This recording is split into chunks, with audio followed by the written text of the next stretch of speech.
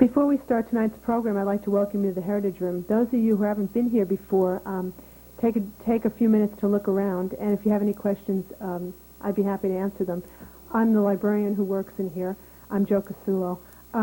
Most of you who have been here before know that although the Heritage Room is part of Lincoln City Libraries, we're not tax supported. We depend on our operational funds and our program funding on our Friends group, the Nebraska Literary Heritage Association. If you're interested in taking part in this group or lending support to the Heritage Room, there's a plate in the back by the coffee pot, and there's also some application forms back there, so you could become a member. As a member of the Nebraska Literary Heritage Association, you get a newsletter quarterly, I believe it is, and you get a calendar monthly. The calendar covers a 3-month period, so you would always be apprised of what's happening 3 months in advance. Tonight's program is Carol Ann Russell. This is part of the John H. Ames reading series. And Carol Ann Russell received her MFA in Master of Arts from the University of Montana Writers Workshop. She's taught at Tarkio College in Missouri and is now a doctoral student at UNL. Her poems have been widely published, and in October, her first book, The Red Envelope, was published by University Presses of Florida. Tonight she'll read from that book and from her new manuscript, The Kindred Fireworks.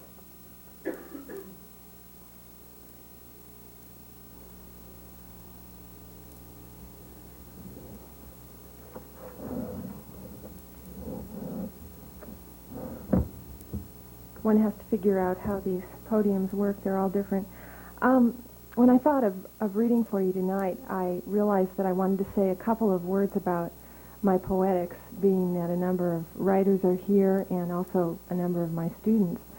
And although that's a little bit dangerous in poetic circles, it's kind of like talking about one's religion or politics, but I kind of like dangerous moves being a poet anyway.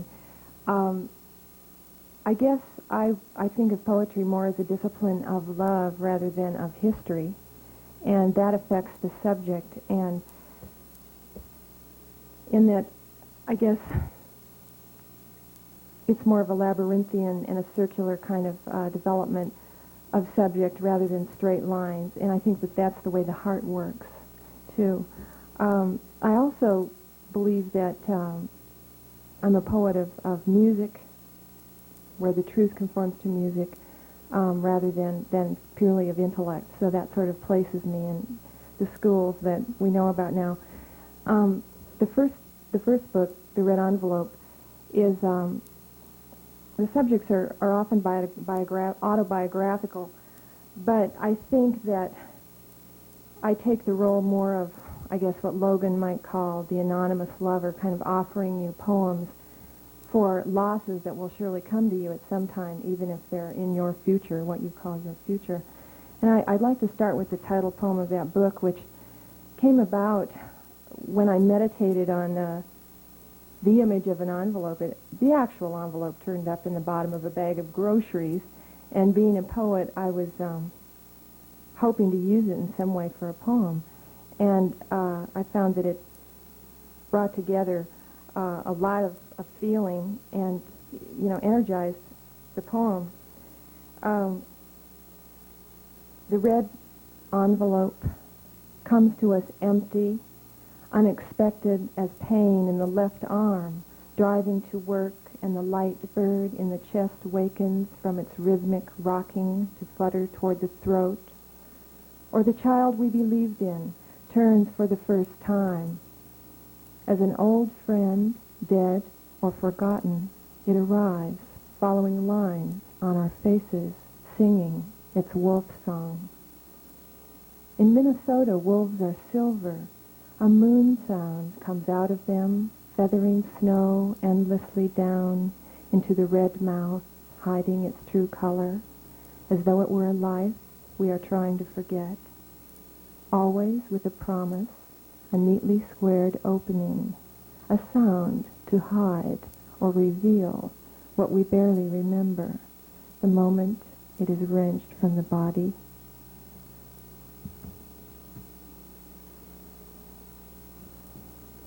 This next poem is kind of the intimate elegy, the intimate goodbye for my father.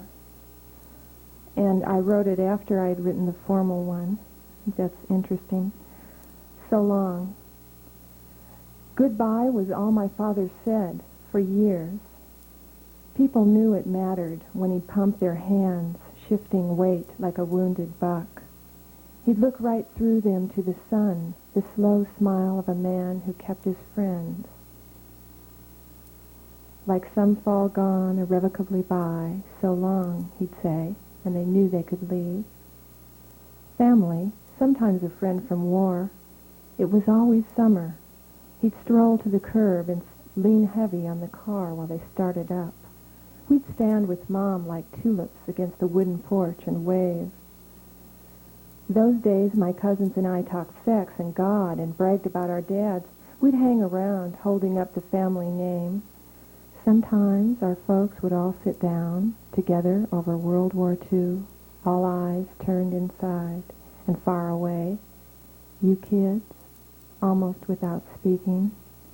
We'd all get scared when they'd talk that way. Wondering, tell us, we'd beg, wanting to know some horrible secret that made them old. One August we grew tragic, walked along the beach kicking sand, pretending it was sea. We'd all fallen for love, got drunk, fallen short, so long it mattered now. Uncle Adolph died, and the one collecting junk and flasher. Mom felt bad she wouldn't drink his coffee. Suitcase shabby, Jenny Rose came out, and Uncle Roland lost it again, flying the same plane as 44. Dave drove down his cycle, and weeks after I wished I was a hood. Dad looked older, less hair, and wouldn't talk about his brother writing the weird book to save the world. Mom was appalled at the relatives, and Dad smoked alone, said goodbye less and less. So long now, it seems all one summer.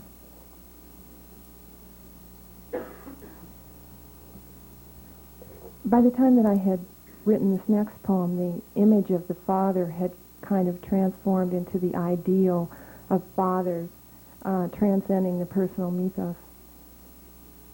This is called Fishing. The warmest waters beckon and blind. Once I believed time could be owned, returned to, that I could find my childhood the way I find a grave. A man fishes all day beneath the sun. He could be my father, leaving the river, body like a tree, the root invisible, come to rest in the sparse farmyard remembered as it was before the burial. No name to touch him, his face becomes a star, and 3 white horses follow. I consider the peril of any relation, hooks caught in the lip of the eyeless trout, living off its entrails. In the tea-colored afternoon, a man walks toward dusk. He carries a basket, 3 silver fish, their open mouths, pools of milk in the dark.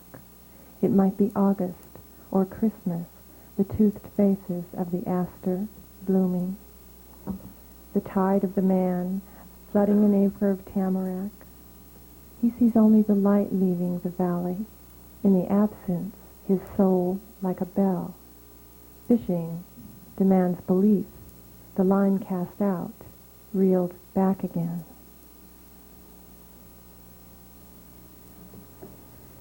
The secret boats, every daughter hides, every son. The miles peel back to when we were all smaller and the time left on the spreading porch with its black screens and peonies clumped, bright-faced behind the steps. Sometimes in the middle of a womb-like year, a year of rain and changing light in the afternoon, I recall my mother's face. How she'd pray my soul to keep and tell me heaven was water and angels swam with wings. I thought I heard them, their smooth stroking, right into my room.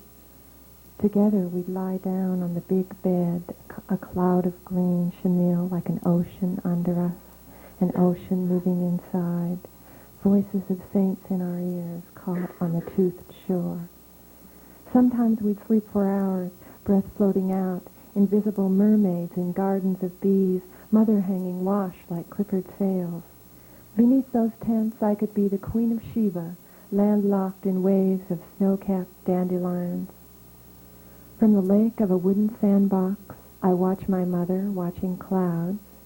She is calling me now. Sometimes I cannot hear my breath against the truth of her body. I cannot walk without her in my sleep.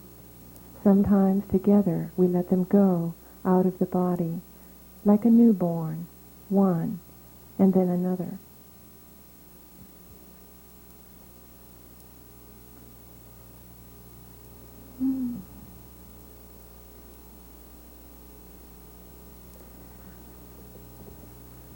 This next one is an incantation of, I think, to heal the nameless sadness that comes when we forget our history, which is poetry. We're taught to do that. Plain and level grass. The clocks have gathered in my face, planted long sounds in my head. I hear women walk in low fields, break their hands, spread them dark and plain and level grass. They speak softly of their men who ride out summer on cold plows, open the ground, mount the sky, thick arms reaping the sun. I hear their breasts calling in dull cotton dresses, low tones, sowing rain, discontent, and early dusk to bring the men striding to the porch and finally to bed. Their solid bodies roll in the low fields, heavy with the smell of horses, new mown hay, marking time between the long legs of their wives.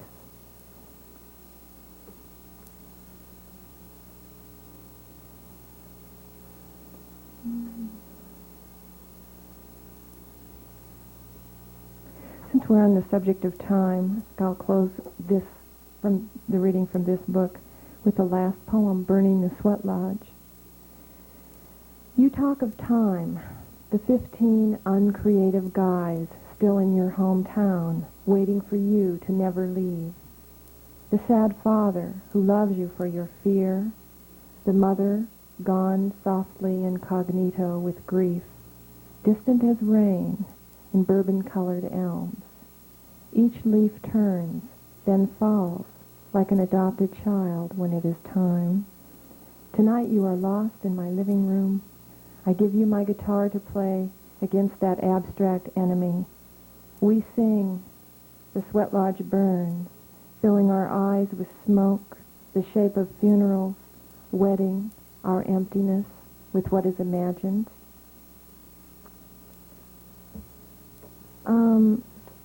I want to read some things from this manuscript I'm working on now, The Kindred Fireworks, and the poems in it are quite different. I'm working more with simultaneity and voice as ordering principles, drawing from more ordinary images in the everyday world.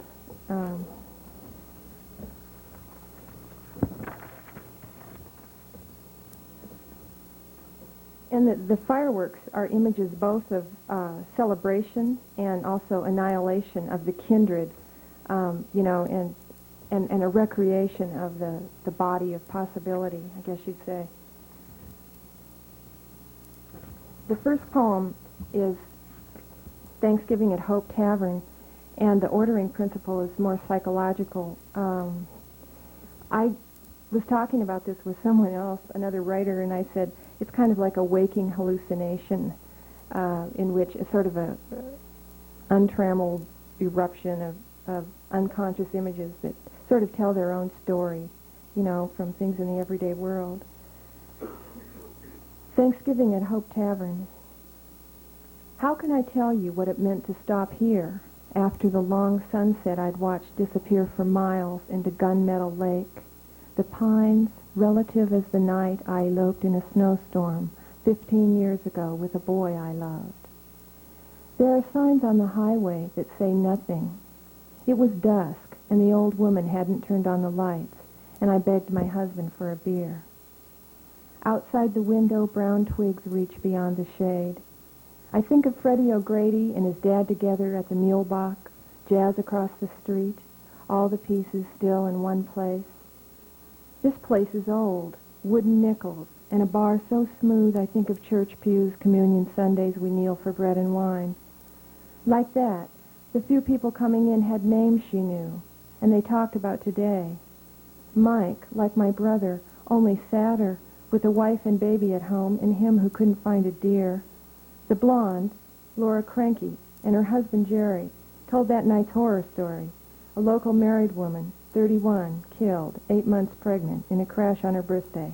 Both dead, and gifts on the table, and the night before Thanksgiving. Maxine, Max, the owner, worried with me aloud about the husband left behind. Her own died in '68, 2 years after they'd opened up, and she'd had the fancy pens made with their names, Herb and Maxine Kusenbecker, Hope Tavern, beer, candy, cigarettes. Finney, who is Irish, tells me sort of dirty jokes about a duck eating popcorn through a man's fly and Mickey Mouse screwing around. Jerome and Meggie live next door. Once owned a competing bar, now come here to drink and talk.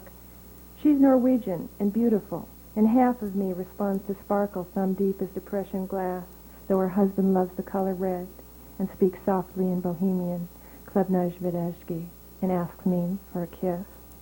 Here we are, the first big snow, and the sky sunken into tomorrow already, like a red wing over the Catholic Church at Little Mizzle, where the women sell things, 900 poppy seed and prune kolache each July, then dance with their men, late into the night in the church basement, to accordion music unwinding like a fan, pearl keys glowing like cheap lipstick. Saturdays in town, grand openings for Fords, and women talking Polish on the phone to fool the small-town operator with big ears about the latest marriage in a hurry and what the dresses look like, that blood soup calls for raisins and prunes, the red mixed first with flour for better or worse, and slowly stirred in. It's the mixing that saves it, like anything. A good marriage, America, under a bad president, and us forgetting how to dance. Texas should be a warning about the danger of belonging, or else King Ludwig and his weird castle, people melting into the borders like wax. The sound of bells one winter, a child forms illegally before it is conceived.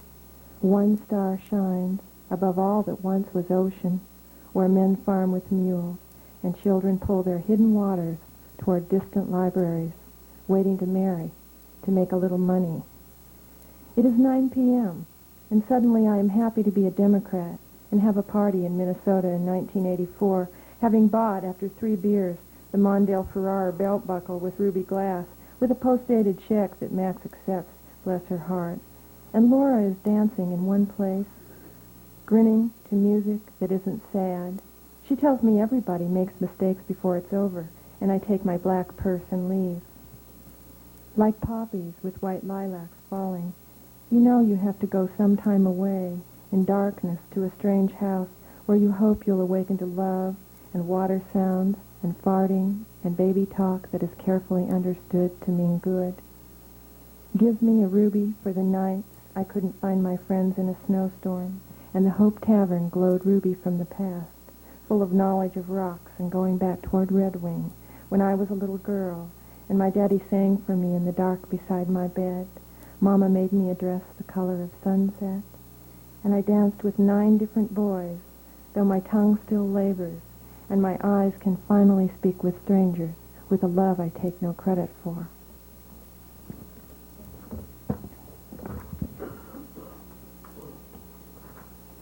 The voice in these sort of varies and yet continues along a lot of the same lines. Many of the images recur in other poems.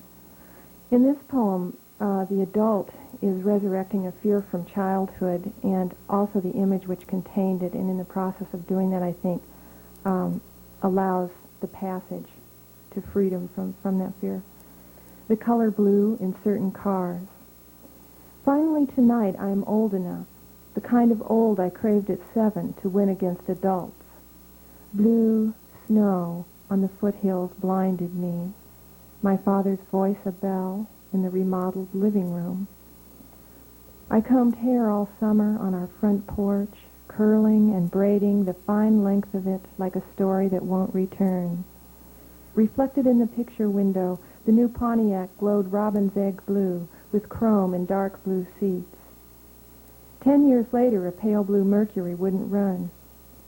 the color blue in certain cars, ocean lapping somewhere the highway doesn't go. I go to the hot springs when I am 8, blue-watered, remembered from before the war. Echo, I can't make out. I think might be a name, someone I love. Dad wore aqua trunks with red and yellow boats. I rode high on his shoulders. Deep in water he slowly swam. Like distant cousins, each shade comforting me, the whole lake of them, glass smooth or shattered by wind sometimes, certain as ice, old enough to walk on, safe.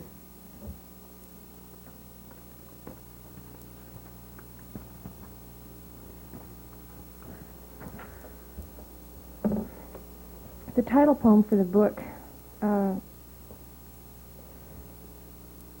sort of began to embrace everything that I wrote afterwards. So that's why I made it the title poem. The Kindred Fireworks. At the barbecue in Kindred, Grandpa says, "Where is the silverware? Your mother, she's having fun." And in the July sunlight, he blinks for all of us pieces of what is real, snapshots I will live by from here on when I return to the one-way street that is now, accents of the old people thick around us, sweetening the deaths each reunion brings until we think we hear them, the ones who are gone, recalling the precise colors of cars driven down section roads long plowed under. The parade caught us off guard, red, white, blue, lifting us up out of our chairs, the hat off Grandpa's head, him proud as a young man to be what we are, German, Norwegian, Polish, Americans in love with time. The children are running into the hot street for candy wrapped in tinfoil and cellophane, jawbreakers and gum thrown from antique cars steered by men who remember when, their arms around white-haired women. Behind them, silent as tanks, roll the magnificent John Deere tractors with air-conditioned cabs and color TVs, lonely faces of young men swimming behind glass. A black Pontiac, running boards festooned with pink and white, crepe paper, bears a sign that makes us wave to the gray faces inside, because you never know whose cousins they might be or who'll go next, and the streamers flutter around that blackness, though shiny and almost new, we've seen before. Later, I drove Grandpa in the rented white Olds to the new park, across from the old park where the skating rink and then the pool had ruled our teenage lives. Just the two of us to watch the fireworks the day after Grandma's 80th birthday. I was full of cake and hugs from people who'd known me before I was born. My cousin gave me and his brothers and 6 kids a ride to look over the crops along the township road past rented fields of sugar beets, wheat, and barley until we got to Mr. Cordman's sunflower patch. My cousin, who is the farmer, said he tried them, but you had to put a special head on the combine. They were a bitch to harvest, but pretty coming up. Christiania Church, where everyone was confirmed, married, and mourned, was torn down. The land sold to somebody named Shedsky, who moved a bunch of run-down buildings on the place and started collecting. Old cars and plows, even a bed spring, right there across from the cemetery, where the great and great-great-grandparents sleep unknowing in their graves, and tiger lilies bloom near the headstones, glowing softly in July sun, granite carved with all our names. When we got out to look, the little children half listened while we puzzled dates and relations, skipping on the markers like stepping stones on an invisible lake. The wind messed our hair, drying our lips in secret tears for what we'd become ourselves someday, with unknown visitors mouthing the syllables of our names, dates of birth and death like prayers we'd looked for deeply in each other's eyes, the box elders green and silent as parents above our heads. So when Grandpa and I sat and waited for them to go off, for it to get dark enough to see, we listened to cowboy music from West Fargo to kill time, and he said one thing to me. He said, "I hear you have a boyfriend, and is he any good this time?" And I thought young men on the hood of the big car with my grandpa old and curious beside me, and together we stared at people we didn't know, wondering what their lives were like. 2 teenagers crossed the lawn in front of us, holding hands, all eyes for the sky jumpers just landing, rainbow parachutes collapsing around their heads like enormous insect wings. And when dusk had given in to warm black, we heard the thunk and crack of fireworks splitting the dark into pieces, torn prom dresses splayed across the sky, net and glitter and swirl of what can't last, the final dance in the arms of a boy with blue glass eyes, blue as the fake Hawaiian night of the gymnasium, with rose-covered arbors and tiny bird baths.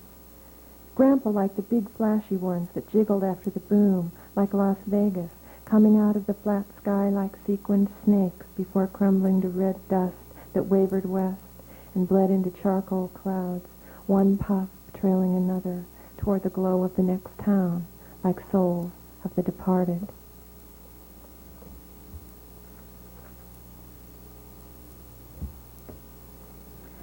This one continues the time labyrinth that I'm taking you on. Sequin. Yellow roses crumble into dusk.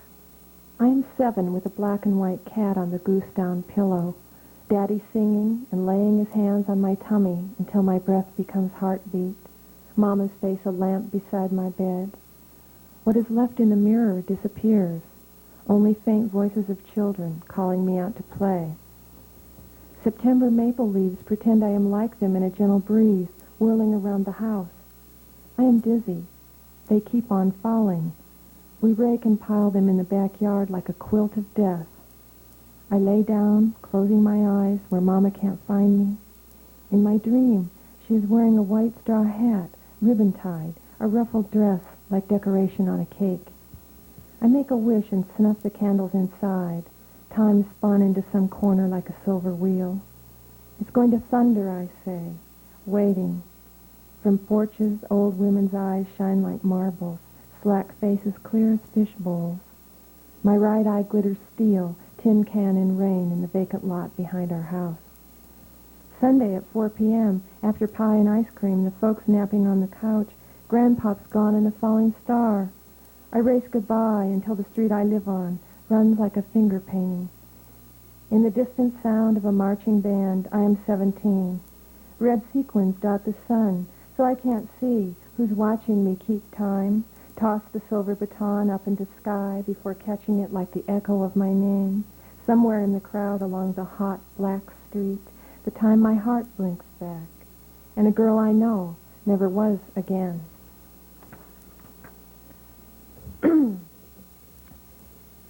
In this next poem, I talk about girls.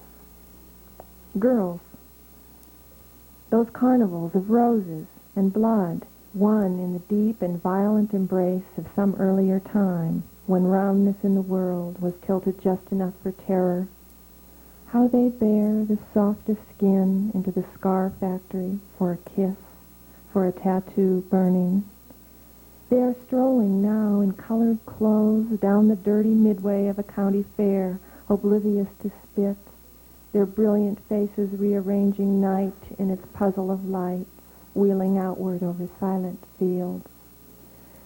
We laugh wildly, throwing dollars down for a chance to win what we have lost, the little boys of lust who pay the fat lady to dance and the pygmy to pee into a cup. Oh, we are lucky to go around here with them and make the gamble pay, watching the striped tents puff with wind toward the final Saturday night. Smoking and dry-eyed, we buy tickets on the scariest ride. Each time the silver train falls and yanks around hairpin curves, serpents of neon, alive in the black space around us, flickering in our eyes, are filled with the power of girls, like water in the air, flowing, carnal, and we are one with them in the great transfiguration when jeweled horses bolt from the carousel, pregnant with shadow. I took a male voice there, as you can see, talking about the lover, the female poetic power, I guess. In this next poem, you'll recognize some names. Most of these I've written since I came to Lincoln. It's kind of a celebration of loneliness, where it transforms itself. Midway. Nighthawks turn up like lost cousins, like slippers old men leave under the bed, erasing the reasons I am here today in Wilbur, Nebraska, looking up at the sky.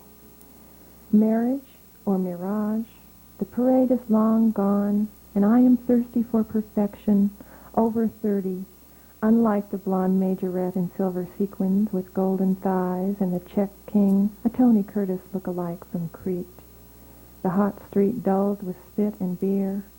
I've come with a lover, that American gypsy we all claim never to forget in time, though names drift away like chaff.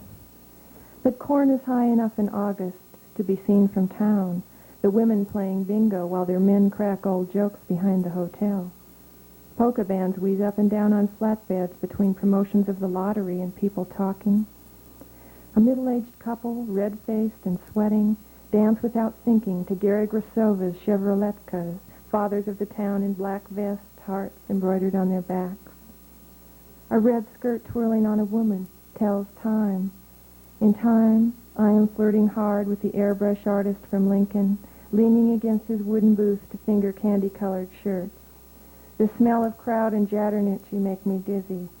In the Foxhole Bar, a girl is dancing on the table, her hair like wood smoke through the open door, tempting the old men chewing tobacco on a makeshift bench in front of Pythian Hall. They stare a while before blinking. Muscle boys from the Omaha Sokol do backflips in time to tambourines, their butts splashing red satin like human neon, showing us how it's done. What will it cost me to stop on the midway and look as long as I want? I watch the guy I want, airbrush hearts, charting the course of air as it turns color, fluorescing shirts like souls. Children and the crippled stay the longest, just to see how rainbows happen without the flood before they are sold.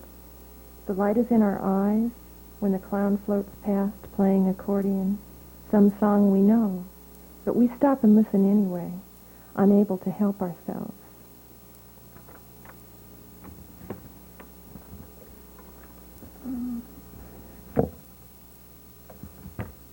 Let's see. I think I'll end with two more. This one is one that was lots of fun to write, playing with the idea of the past encompassing things that have happened as well as things that have not happened, that they're really all out there in the past. And I took a quotation from Jules Lafforgue called "How Picturesque They Are, the Trains We've Missed." Separations. Who knows really is on board? For sure, all unrequited loves.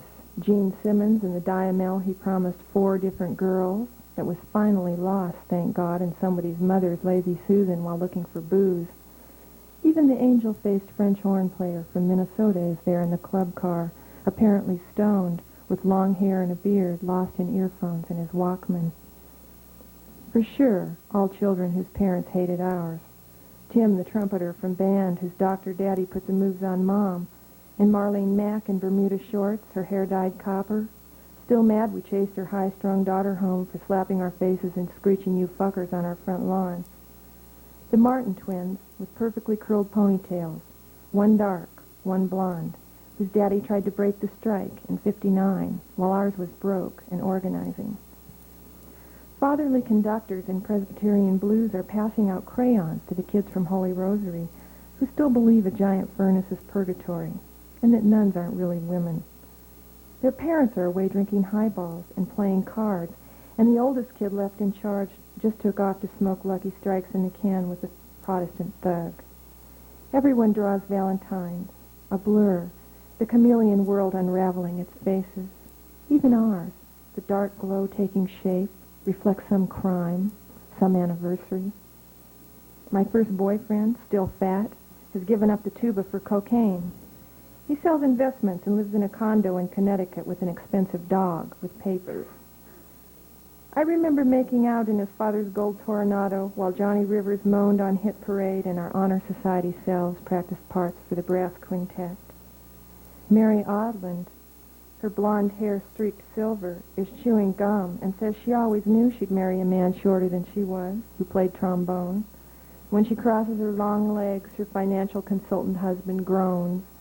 Martha teaches music to precocious kids in Minneapolis.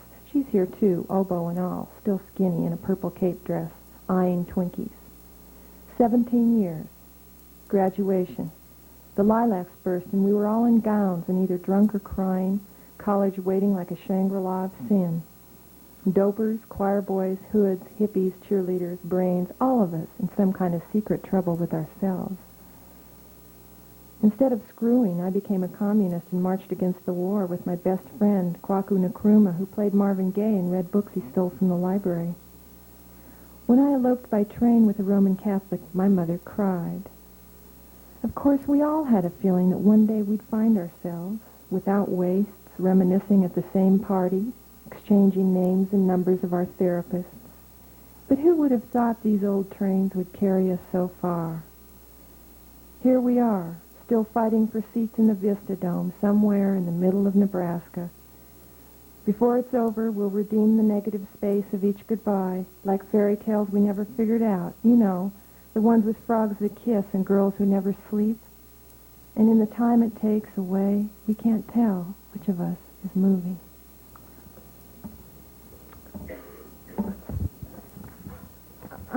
This last one, I started out calling one thing, changed the title, changed it back, and I've decided to call it Looking for the Comet because I think it gives us a place to stand, and that was the impetus for the poem. Looking for the Comet. In childhood, or the other side of Wahoo, night began the moment we closed our eyes, mothers say, knowing death is a kind of north we must travel, hustling the stars. Huddled in the belly of a car on an American two-lane highway, we listen to the gray sound, wondering its rebellious ellipse in the Milky Way through cornfields and small towns back of the sun, the angle wrong for all but coma. When we awaken, whatever moves out there, shadow of a deer, fox eyes, is in the solar system, the red space of our hearts. Photons are falling into our eyes. We have learned not to look up to them as our parents who, in their nebulous love, absorb the fragments of what we are, what we might become, until it seems they glow with fallout from our dreams. We come boldly to the observatory. Expert astronomers tell us nothing that will feed our hunger, fish in the heartland in the school of a converted silo, the telescope cold as a medium between us and light. In the big war, bombs were assembled here. To believe in the power of the naked eye is to make love with the invisible, kissing the nameless parts, the small changes and chunks of ice that sleep at the center of things. When we were children, 1 billion was the measure of greatness. The drive-in movie seemed miles away, the screen a part of our lives, a galaxy we fell willingly into until the army of our fathers carried us into the sleeping house. Thankful for animal smell, clinging to cinder block, the pig shit and cow dung making it real, our bodies heavenly and warm in the roundness of their random orbits. We come that close in search of the unknown spiraling. Beyond the mirror, the computer flashing red teeth into the black sky slit to what we are. We look, and it is not there. Not a broken necklace stuck in night's craw for us to pirate, but more private and strange because inside. Thank you.